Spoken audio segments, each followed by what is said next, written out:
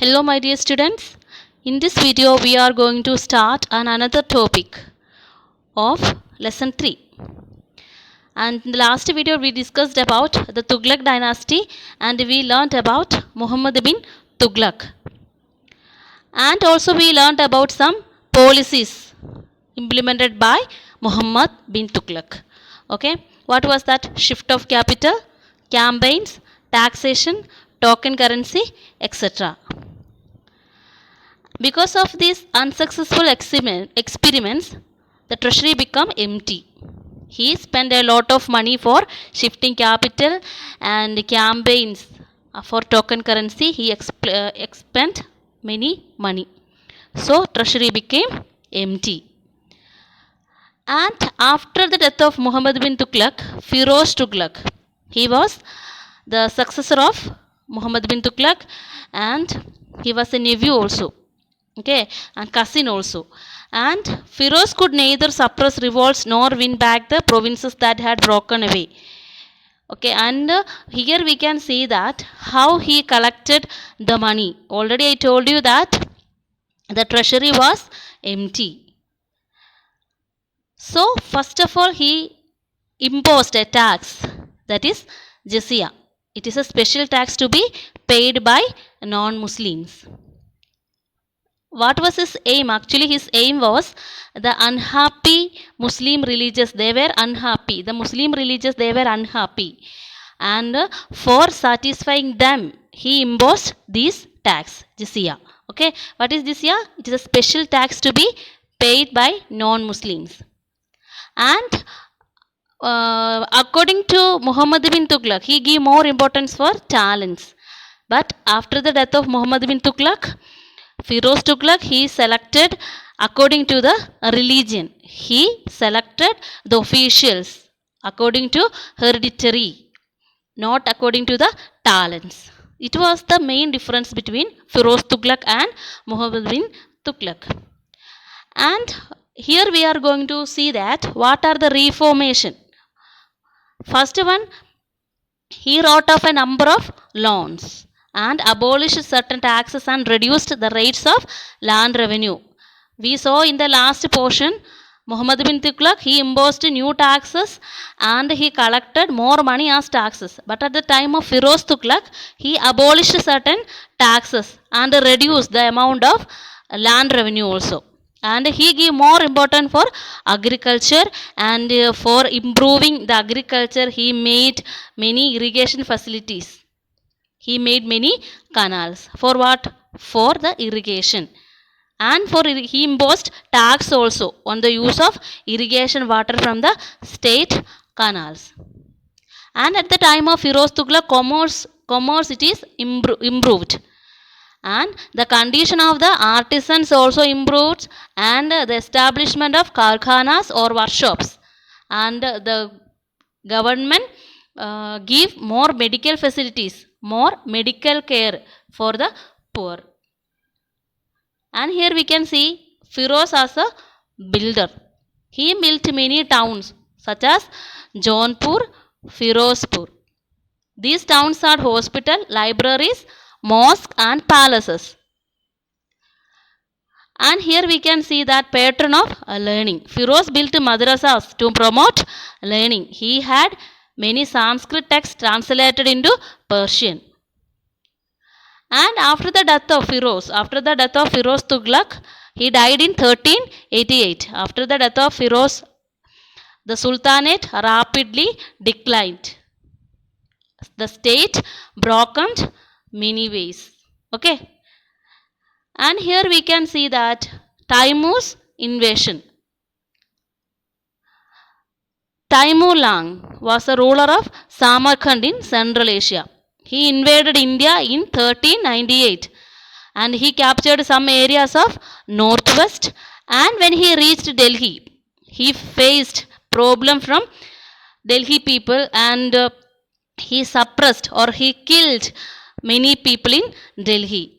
And on his way back, he plundered, he took away the wealth of the temple and palaces.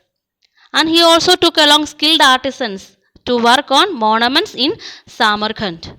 He plundered wealth as well as he took along skilled artisans also for making monuments in Samarkand. And here we can see that the Tughlaq could not recover their power after Timur invasion. It was a powerful dynasty, but after the invasion of Timur, Tughlaq, they could not recover their power. And the dynasty ended in 1412.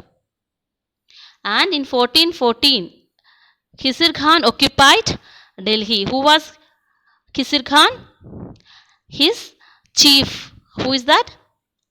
Timur's chief. Timur left an Afghan chief named Khizr Khan in charge of his Indian territories. And in 1414, Khizr Khan occupied Delhi and he established the Sayyid dynasty, which was lasted till 1451. And here we can see that another dynasty, that is Lodhi dynasty. This dynasty found by Afghan tribesmen who had entered India during Muhammad bin Tughlaq's reign. Okay, and in 1451, Bahulu Lodhi founded the Lodhi dynasty. He extended Lodhi rule from Punjab to western borders of Bihar.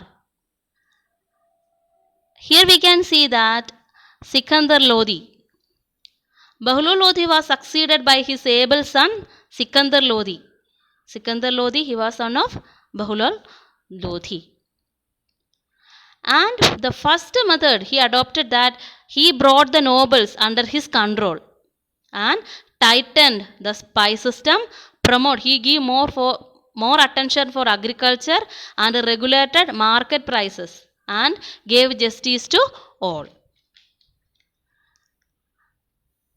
And he gave more importance for art and literature, art and learning. And he founded the city of Agra. And here we can see another ruler. Who is that? Ibrahim Lodhi. Sikandar Lodhi was succeeded by his son Ibrahim Lodhi. Ibrahim Lodhi replaced senior commanders with young loyal leaders, and this displeased many of the nobles. And Naulad Khan, he was the governor of Punjab and he wanted to overthrow Ibrahim Lodhi. And for that he sought the help of Babur. Who was Babur? A Central Asian chief. Babur invaded India and defeated Ibrahim in 1526 on the battlefield of Panipat. In the Panipat battle, Ibrahim Lodhi defeated by Babur. And the Lodhi dynasty and Delhi Sultanate came to an end after this. So therefore Babur established the Mughal Empire in India. And here we discussed about Firoz Tughlaq, and we discussed about Timur invasion, and we learned that Lodhi dynasty, and we learned about Sikandar Lodhi and Ibrahim Lodhi. And here we can see that the causes for the decline of the Delhi Sultanate. What are the main reason for the collapse of Delhi Sultanate? The first one is that already we learned that Muhammad bin Tughlaq's projects, it was the main cause for the decline of the Delhi Sultanate. And the next reason, Sultan ruled depended heavily on military. He gave more importance for military and he did not consider the common people. And the third one is, the rule who came after Muhammad bin Tughlaq alienated large sections of the people by imposing jizya on non-Muslims. We already learned that Firoz, he collected more money as tax. This is also another reason for the collapse of Delhi Sultanate. What was the name of that taxes imposed by non-Muslims? Imposed on non-Muslims? That is jizya. And next reason is, the later ruler made official possession and land rights hereditary, which in the long run created a group of self-seeking powerful nobles who hatched court conspiracies, especially during the reign of weak rulers. Nobles became more powerful, more than the kings. That is the another reason. And of course all of you know that Timur's invasion, it was the main reason. Okay, Taimur invasion. And last, we can see that weak Sultanate attracted invasion by Mughals, and it finally collapsed after the Battle of Panipat in 1526. These are the important reason for or causes for the decline of the Delhi Sultanate. Hope all of you understood. And here I am going to give the question answers. Okay. Thank you.